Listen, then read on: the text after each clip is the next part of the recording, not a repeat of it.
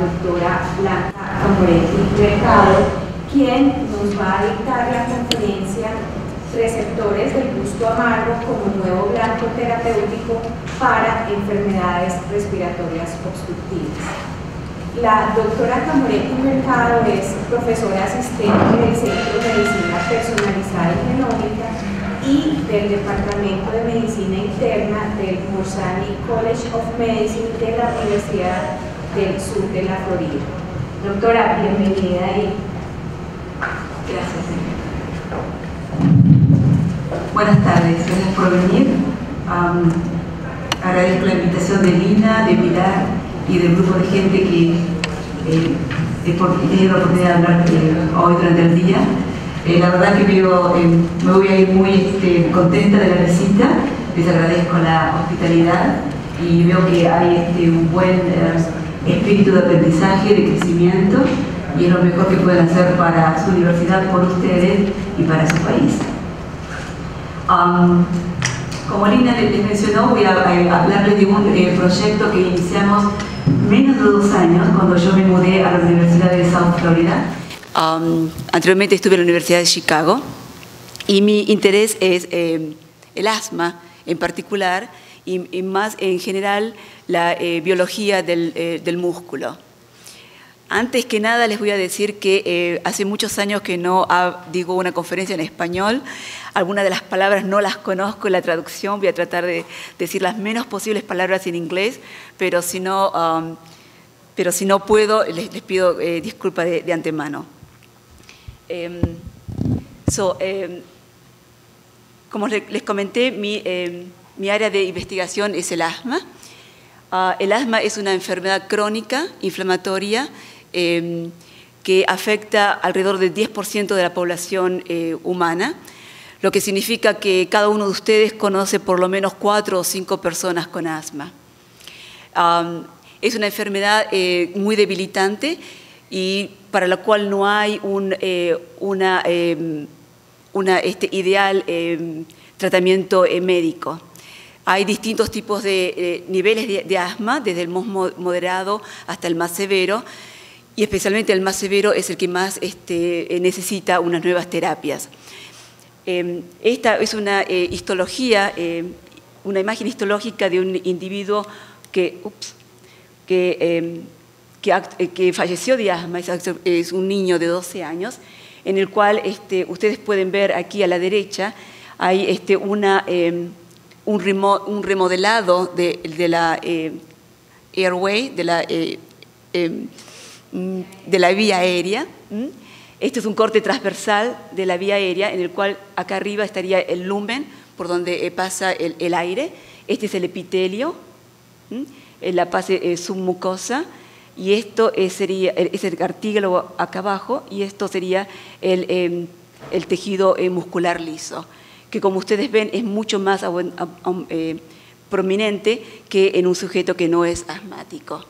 Hay también otras características en adición con este crecimiento exagerado del músculo liso, como por ejemplo una denudación, una pérdida del epitelio. El epitelio puede ser una célula muy importante para el inicio del asma, y Lina nos va a hablar mañana sobre la caracterización y el posible rol de la vitonectrina, que es una proteína que ella caracterizó, que se encuentra segregada y producida por el epitelio bronquial. Ustedes se imaginan que en un asmático, cuando tiene un ataque de asma, lo que sucede es que el músculo liso se contrae más exageradamente y produce, como se ve acá abajo, una oclusión del lumen, y usted se imagina que esa persona va a tener mucha dificultad para respirar. Como les mencioné anteriormente, hay algunos tratamientos para los asmáticos. Generalmente son los broncodilatadores, que pertenecen a los que se llaman los beta-agonistas, pero como ustedes pueden fijarse acá, estas medicaciones tienen 30 o 40 años que han sido descubiertas y caracterizadas. El problema entonces es que muchos de estos individuos que usan estas medicaciones son lo que se llaman enfermedades de rescate, porque no pueden ser utilizadas todos los días, porque hay una desensitización de los receptores, y entonces el individuo con el tiempo deja de responder a la terapia medicamentosa por un efecto refractario. Como es una enfermedad que yo les mencioné que es inflamatoria, el otro tipo de familias medicinales son los antiinflamatorios, los corticosteroides, y también como hay una exageración en la contracción muscular, obviamente cualquier anticolinérgico también va a ser utilizado como el itapropronio. Hay algunos candidatos que se están estudiando para asma. Algunos son antagonistas de canales iónicos, agonistas de otros canales iónicos. Y en realidad lo único más efectivo que se ha encontrado en los últimos 4 o 5 años fue la ablación, la pérdida del tejido muscular.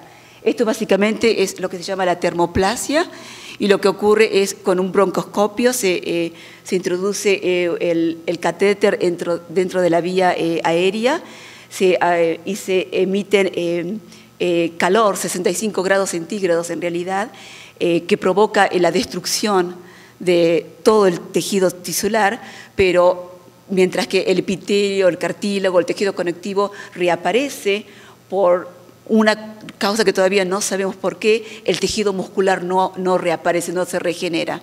Entonces nos encontramos con una vía aérea que ahora ha perdido el tejido muscular, y obviamente esa vía aérea no tiene ninguna propensión a supercontraerse. Y esos pacientes realmente tienen una buena, se sienten mucho mejor de su asma. Esto es, al sistema a nivel celular y molecular, qué es lo que ocurre cuando la célula muscular se contrae. En realidad, para decirlo de una manera muy simple, hay como 2 fuerzas que se antagonizan en la célula del músculo liso. Estos son proteínas que se encuentran a nivel celular de la membrana celular, y la contracción está dictada por estos agonistas, de los cuales ustedes reconocen la acetilcolina, el típico mediador de la contracción, la histamina, que es un mediador de las alergias. En asma tiene un componente alérgico muy predominante, la bradiquinina, la endotelina, o sea, muchos mediadores que tras asociarse con sus respectivos receptores en las membranas celular, lo que ocurre es una cascada de eventos moleculares que culminan básicamente en una elevación del calcio a nivel citosólico. Hay una activación de estas son lo que se llama la G-protein couple receptors. Son receptores que tienen 7 pasajes por la membrana, pertenecen a una familia que son las muy abundantes en el genoma humano. Hay como 500, 600 proteínas, y la mitad de las medicinas que conocemos ahora, el 50% de las medicinas que conocemos para cualquier tipo de enfermedad, tienen como blanco una de estas proteínas de las GPCR. Es un componente de la industria farmacéutica totalmente importante. Estos receptores que se encuentran en la membrana están acoplados con la small G protein, las proteínas G pequeñas, que son triméricas, tienen la alfa, la beta y la gamma subunidades. Todos estos componentes que contraen al músculo liso tienen en común elevar calcio, como ya les expliqué, y lo hacen a través de la activación de la subunidad alfa-Q de la G-protein. Y lo que sucede es una liberación de inositol trifosfato que que se une a los receptores en el sarcoplasma reticulum y el calcio que está allí concentrado se libera.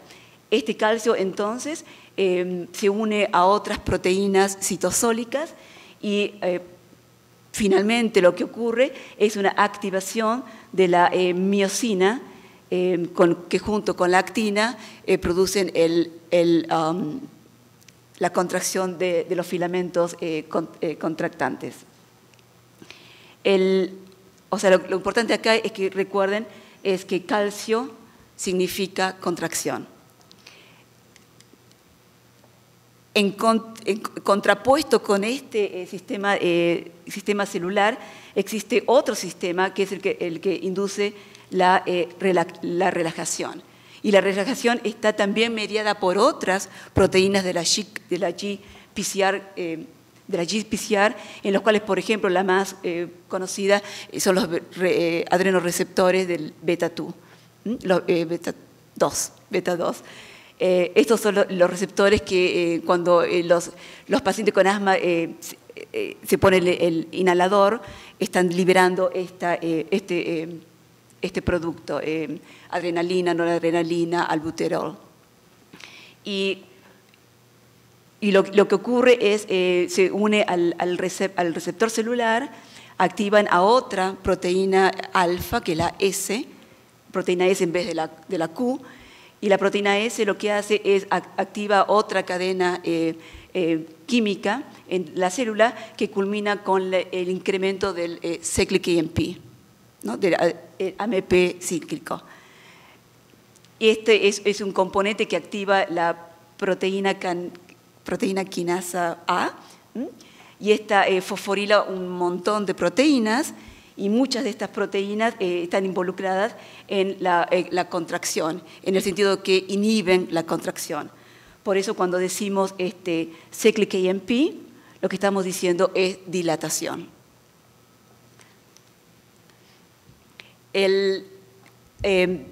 Cuando yo inicié este trabajo en la Universidad de South Florida, fui contratada porque el director del instituto, el doctor Steve Liggett, él es una eminencia en los beta-2 adrenoreceptores, tanto en el sistema cardíaco, que no les voy a nombrar nada de lo que ocurre en el sistema cardíaco, y también el sistema pulmonar, que es lo que estamos hablando ahora.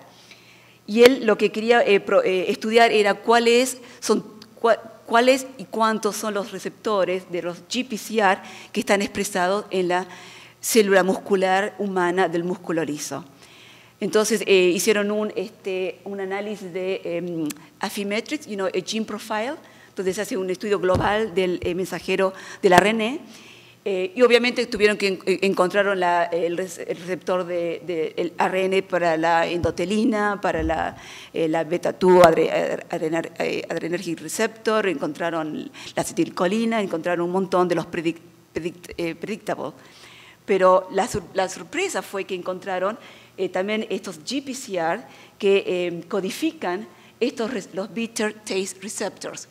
Estos son los receptores, son las proteínas, los GPCR, que se encuentran normalmente en la lengua. Son los que nos detectan las sustancias amargas en la comida o en los tóxicos. Entonces, la primera pregunta es, ¿qué hace estos receptores, el mensajero de estos receptores en el pulmón, en el músculo de los pulmones? Puede ser una equivocación, porque sabemos que la célula a veces hace transcripción sin necesariamente trasladar a la proteína, pero en aquel momento existían algunos anticuerpos para algunos de estos receptores, y como vemos acá en rojo, estos receptores son realmente expresados, la proteína está expresada y no simplemente es el mensajero. Hay 25 de estos receptores en el genoma humano.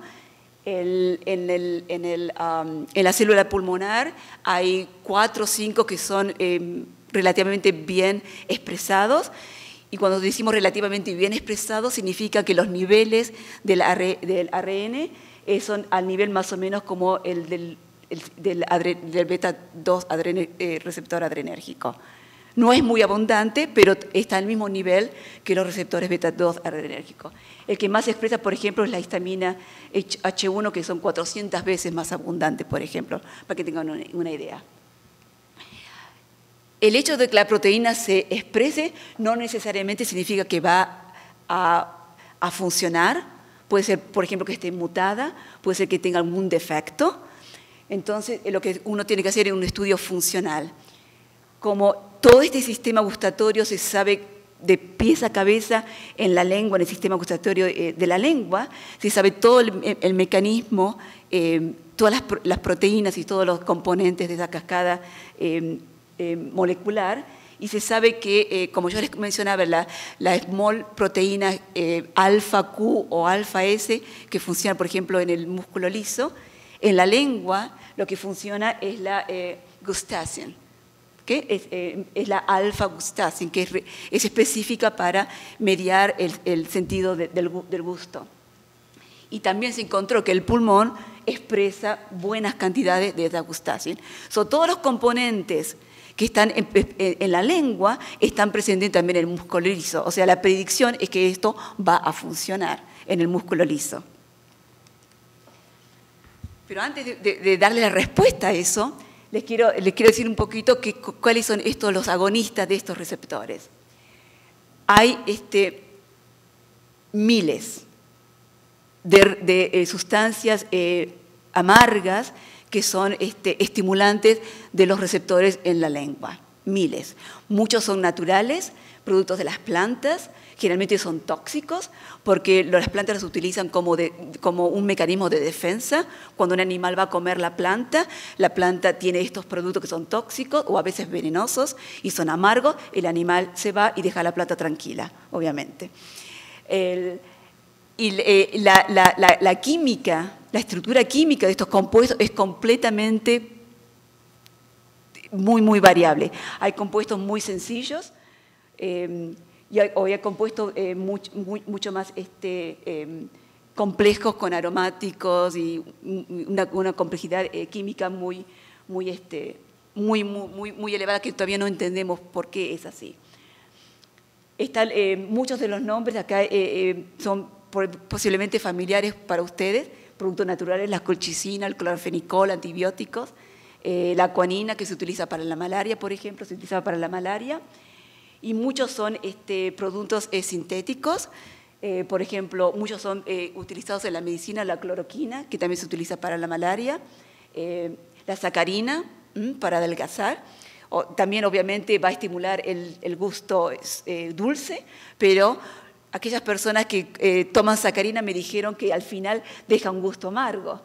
Yo nunca probé sacarina, así que no sé, pero todos me dijeron que sí, la sacarina tiene un gusto amargo, porque aparentemente activa los dos receptores, el dulce y el amargo. La cicloheximida, bueno, un montón de sustancias que son conocidas, todas estas sustancias son amargas. De los receptores que el músculo liso humano expresa, los más relevantes son el 14, el 10, el 31 y el 43. Y acá, por ejemplo, para el 14, ustedes como pueden ver, el mismo receptor 14 puede unir, reconocer compuestos químicos de distinta naturaleza, que es un problema de especificidad. Pero también hay otro problema de especificidad, es que un mismo compuesto puede reconocer distintos receptores. ¿Okay? Entonces vamos a ver si esto funciona en el músculo liso.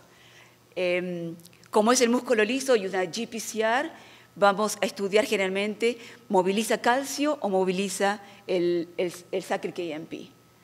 Cuando se hizo el experimento, y voy a tener un poquito de tiempo para cómo se hace ese experimento, porque lo vamos a utilizar más adelante, lo que se hace es se aíslan células del tejido muscular liso de humanos, generalmente son cadáveres, se lo pone en el medio de cultivo, y al día siguiente, cuando están bien adheridas, se le agrega un dye, un colorante, que es que florece. ¿Okay? El colorante esta signa que ven acá es el sistema basal del colorante. Cuando se añade un agonista, y ese agonista produce la liberación del calcio por el mecanismo que yo le mencioné anteriormente, como el colorante está en el cytoplasma, va a unir al calcio y cuando une, la fluorescencia aumenta 100, 200 veces. ¿Okay? O sea, un aumento en la fluorescencia es una indicación de que la concentración de calcio ha aumentado.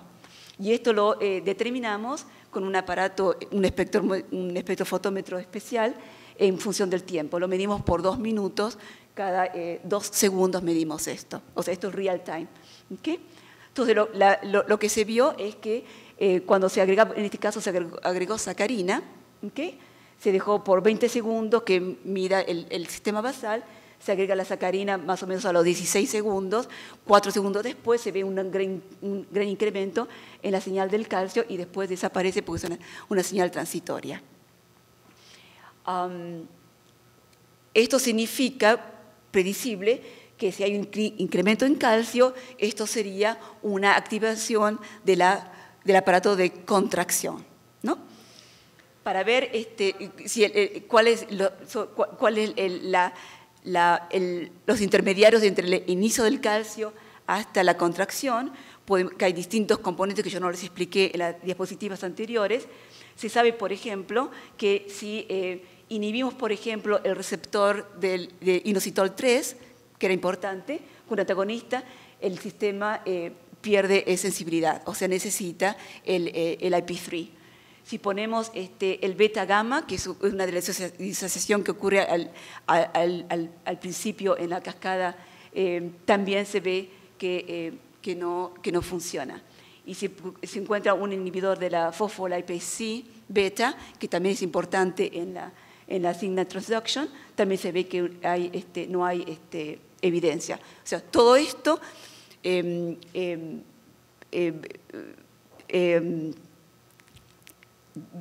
point to that el calcio es importante, y si hacemos lo mismo tratando de ver si el Sacric-EMP está activado o la proteína kinase A está activada, eso no está activado. O sea, la maquinaria contractal está activada, pero la maquinaria relaxante aparentemente no está activada. Entonces, lo que se hace después es hacer el estudio en un tejido que pueda contractar o relajar. Esto es un estudio, todo esto se publicó en la revista Nature Medicine unos 3, 4 años atrás. Cuando ahora lo que se hace, no trabajar ahora con células lisas, ahora se trabaja con el tejido, con las fibras musculares que se pueden aislar, se pone en un determinado baño y lo mismo se mide la tensión, esto es fuerza, tensión muscular, este es el sistema basal, se agrega metacolina o acetilcolina, se ve el incremento en la fuerza. En el momento en que, en algún momento donde esta fuerza se está desarrollando, se le puede aplicar, por ejemplo, cloroquina o puede ser sacarina o cualquiera de estos productos amargos que le mencionaba antes, y se ve que una relajación de la fuerza. Se pierde la fuerza muscular. Sí.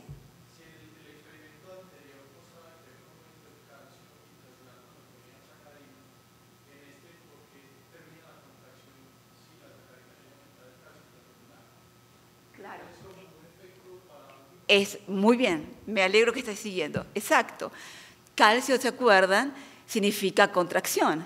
Acá le pusimos la sustancia y se ve una relajación. Ahora te voy a explicar, obviamente. Por eso este paper fue publicado en Nature, porque es un mecanismo totalmente innovado y nuevo. Para comprobar si esto por ahí es el sistema solamente que funciona.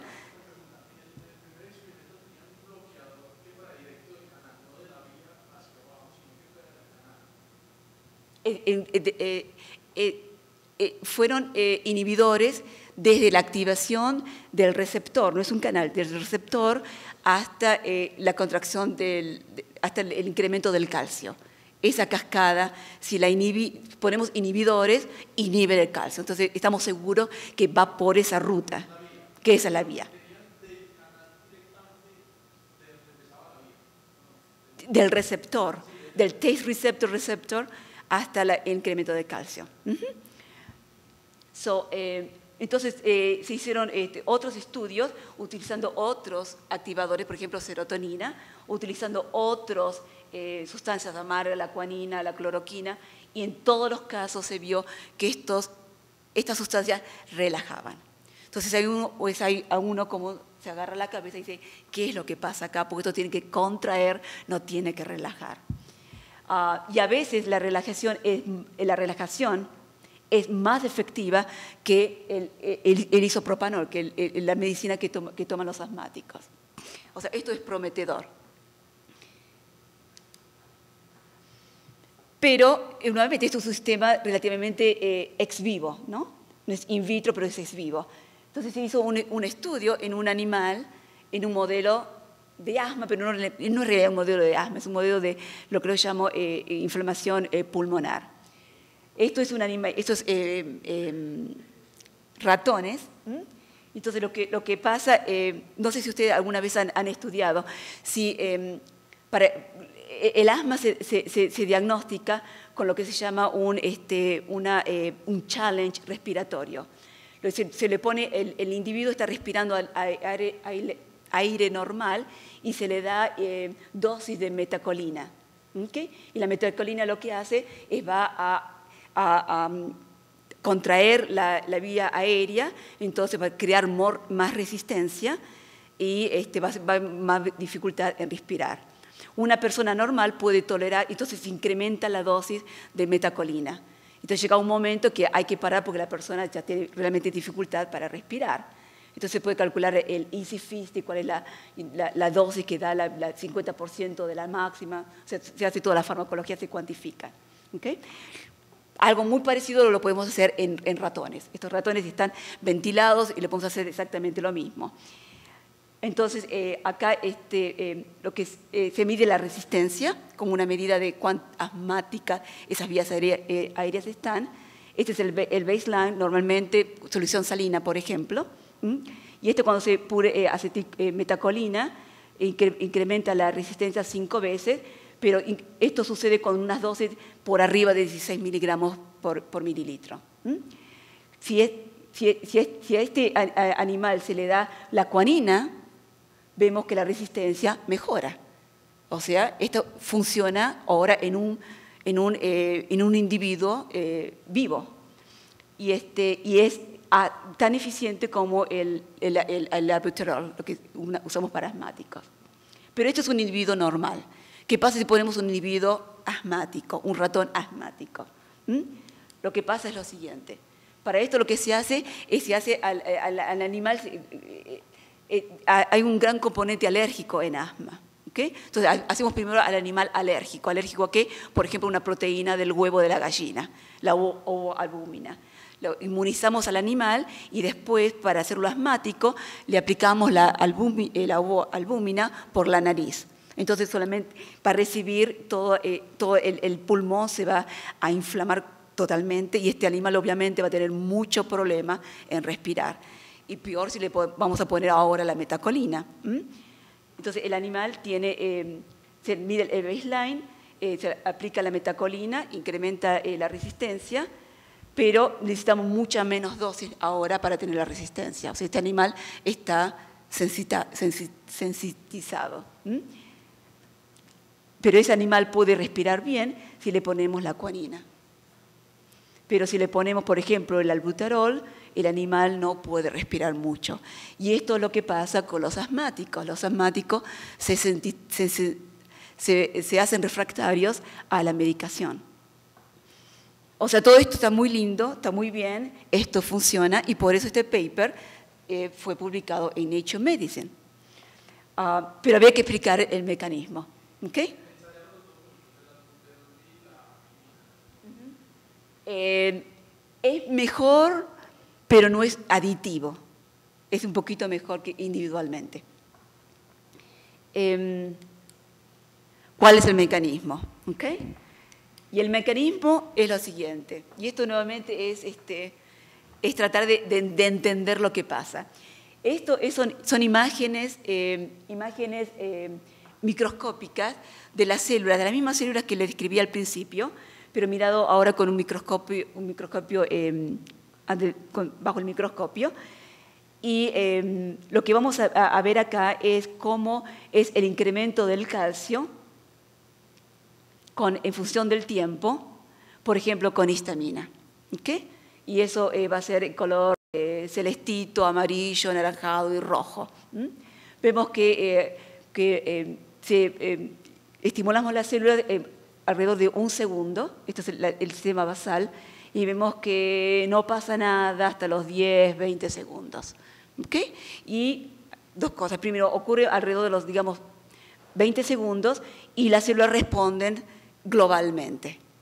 O sea, ¿qué pasa si ponemos las mismas células ahora, si las miramos, cuando son excitadas con, por ejemplo, sacarina? Okay, lo que pasa es bastante distinto. Dos cosas. Primero, aparece el signo del calcio mucho más temprano. Y segundo, es mucho más localizado.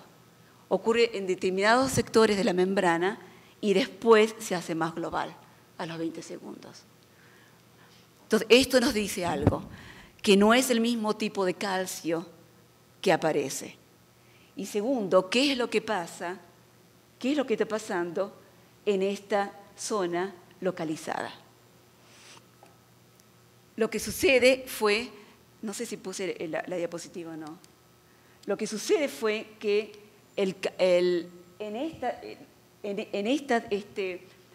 estas zonas de la membrana están los the large calcium potassium channel.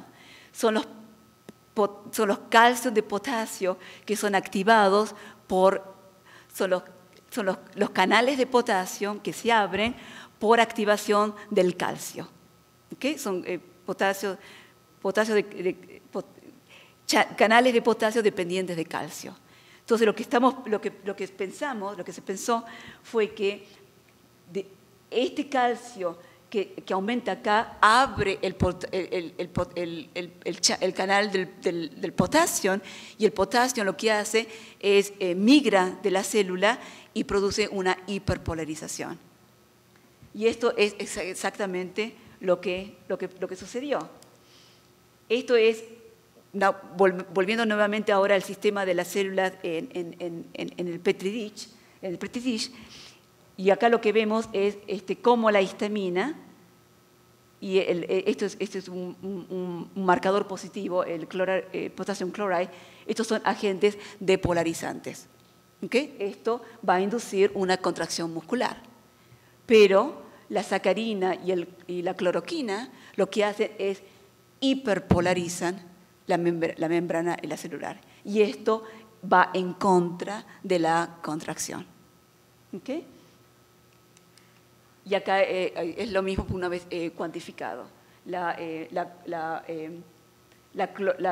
Contrariamente a la histamina o al potassium chloride, la sacarina o la cloroquina lo que hace es hiperpolarizar, acá en blanco, la célula, y si inhibimos a con iverotoxin es un inhibidor de este potassium channel que le mencioné, vemos que se pierde la función. O sea, ese calcio está activando al potassium channel, y el potassium channel es lo que hace la hiperpolarización, entonces la célula es más refractaria para contraerse. Entonces ahora hay como dos caminos para relajar al músculo liso. Acá abajo en rojo es la vía normal que conocemos hace 30 o 40 años, y ha habido 2 premios Nobel por descifrar este mecanismo, que es básicamente dado por los beta-adrenérgicos y son mediados por un incremento en el cyclic AMP. Y ahora hay una nueva manera de relajar al músculo liso.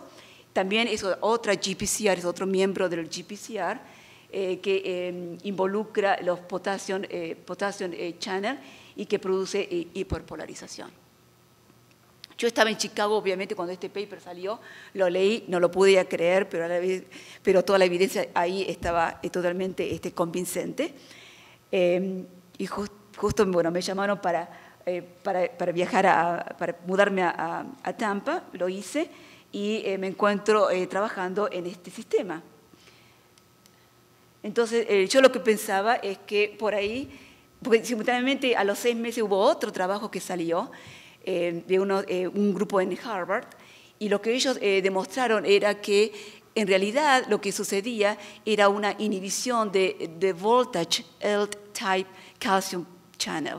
Estos son los potasios de calcio de voltaje, no sé cómo se dice en inglés, los L, son muy en las neuronas en el cerebro. Son los típicos calcium channel del calcio. Entonces decían que estos receptores lo que hacían era inhibir el calcio, el canal del calcio.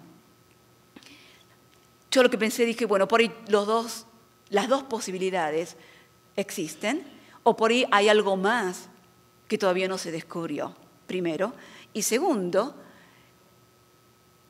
si esto puede ser usado para una terapia del asmático, hay que estudiar el sistema bajo condiciones asmáticas. Todo esto que yo les mencioné ahora, excepto por el animal que se hizo, el estudio con el animal, ya hay actualmente 4, 5, 10 grupos estudiando este sistema. Todos estudian células normales. Para mí eso no es el sistema definitivo. El sistema definitivo es estudiar células que están en un environment, en un ambiente asmático. ¿Y cómo podemos mimetizar eso, mimicar eso, reproducir eso en el laboratorio? Simular. Gracias. En el laboratorio. Entonces, eso fue más que nada lo que yo decidí emprender. Entonces, por supuesto, yo lo que decidí hacer es, bueno, vamos a tomar las células, como se las expliqué antes, y vamos a estimular, por ejemplo, con histamina, que es típico que se encuentra en todos los asmáticos, y vamos a ver qué pasa con esa célula que ya está ahora estimulada con histamina, qué es lo que hace, por ejemplo, la cloroquina. Y estudié la cloroquina simplemente porque en todos estos grupos que yo les decía que están estudiando este mismo fenómeno, la cloroquina es el que todos estudian porque siempre funciona, es bárbara. ¿Okay? Entonces lo que yo hice fue lo siguiente. Lo que hicimos fue tomar, está acá en verde, estaría en verde, estimulamos las células con esta concentración de histamina. ¿Okay? Esto, el sistema basal, 16 segundos, agregamos la histamina, una gran señal que prontamente desaparece. ¿Okay? Si ahora a esa histamina le agregamos cloroquina al mismo tiempo, ¿qué pasa? ¿Cómo es la respuesta de la célula, del calcio de la célula? Cuando agregamos concentraciones muy bajas en el orden de los nanomolares, 1 nanomolar, 10 nanomolar, 100 nanomolar, no pasa nada. Pero si agregamos más concentración, ven que secuencialmente la señal del calcio va disminuyendo hasta que desaparece totalmente. Si seguimos agregando más cloroquina, lo que pasa ahora empieza a aumentar el signo del calcio. Hay una respuesta bifásica. Y esto, si ustedes ahora toman todos los picos de las distintas curvas y lo ponemos acá en una cinemática, ponemos los picos acá en la ordenada y la concentración de cloroquina en presencia siempre de histamina, vemos que a bajas concentraciones no pasa nada, aumentamos la cloroquina, disminuye la señal de calcio, disminuye muchísimo y después comienza a incrementar. ¿Okay? Si ahora estudiamos más farmacológicamente este fenómeno, significa que vamos a, por ejemplo, eliminar estas últimas dosis y utilizar solamente las primeras dosis. Encontramos algo así, que esto es más parecido a un estudio farmacológico. Acá podemos calcular AC50, maturation, podemos hacer un montón de estudios. el EC50 de la respuesta de la cloroquina es en el orden de los 10, 20 micromolar. O sea, es bastante efectivo, micromolar. Ok, por lo mismo que yo le expliqué antes, que por ahí un sistema funciona, pero por ahí en otras circunstancias puede no funcionar, lo que hicimos posteriormente es, ok, ¿qué pasa si en vez de usar la cloroquina, usamos otra sustancia amarga? ¿Okay? Y cuando usamos el aristoloric acid, que también es un compuesto que estimula a otro receptor, vemos que la respuesta de la histamina no es inhibida con el aristocolic acid, pero por el contrario, solamente aumenta. Bueno, no funcionó. ¿Qué pasa con la sacarina? La sacarina está acá abajo. Tampoco. La histamina no puede ser inhibida por la sacarina, solamente un poquito aumentada. Bueno, puede ser entonces que ninguno de estos dos compuestos funcione en la célula. Entonces, ¿cómo podemos detectar eso? Entonces, lo que hacemos es estudiamos, por ejemplo, qué pasa con el aristoloric ácido con otro estímulo. En vez de la histamina, por ejemplo, usamos la endotelina. ¿Okay? Y lo que pasa, ven que la endotelina ahora puede ser muy bien inhibida por la aristocolic acid. Y el aristocolic acid es completamente inefectivo con la histamina. Entonces hagamos el experimento complementario. ¿Qué pasa ahora con la endotelina, que fue inhibida con el aristocolic ácido, con la cloroquina? Y la cloroquina no puede hacer nada. ¿Okay? La cloroquina solamente puede inhibir la histamina, pero no la endotelina. Pero la aristocolic ácido puede inhibir la endotelina, pero no la histamina. Y elegimos la endotelina porque también es uno de los mediadores que se encuentra abundante en los asmáticos.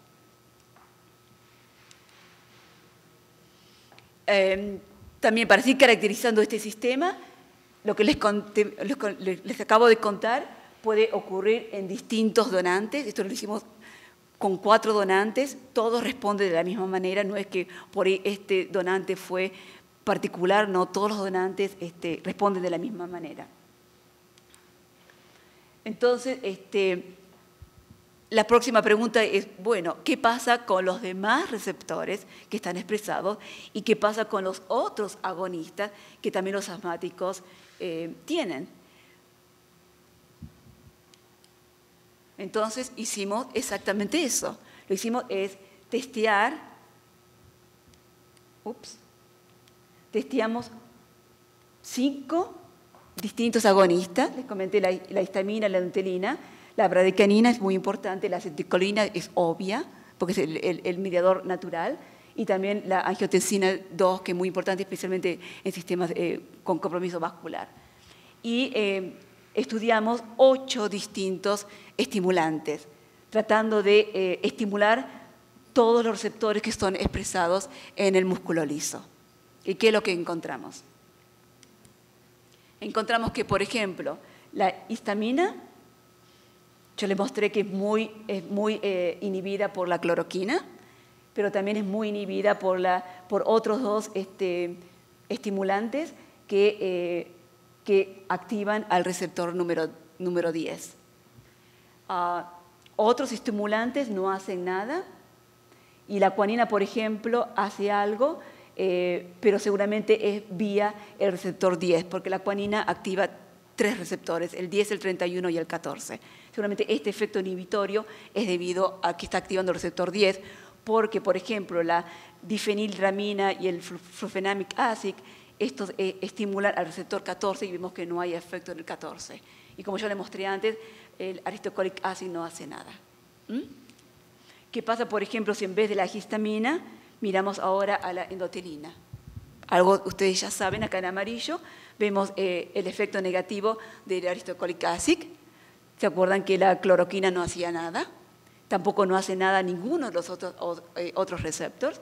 Y en realidad para la endotelina solamente el receptor 43 y 31 son los que puede inhibir.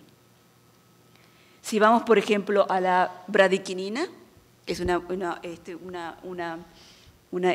mediador muy potente, vemos que solamente el FFA, que es un agonista del receptor 14, es el único que puede inhibir la bradiquinina. Ninguno de los demás pueden hacerlo. Y obviamente ahora para la acetilcolina y la angiotensina vemos que el cuadro es muy complicado. Hay sustancias